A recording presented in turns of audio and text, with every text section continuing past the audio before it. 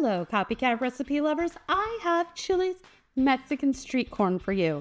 This is the perfect side dish to a barbecue or any night of the week. This goes fast in my house, so I want to share this recipe with you.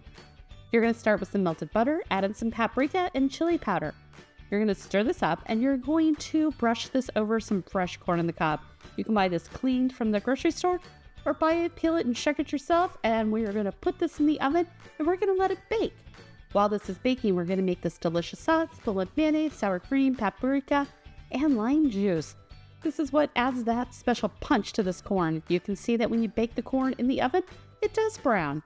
All right, we're going to pour this sauce all over the corn and add some little cajota cheese and some fresh cilantro.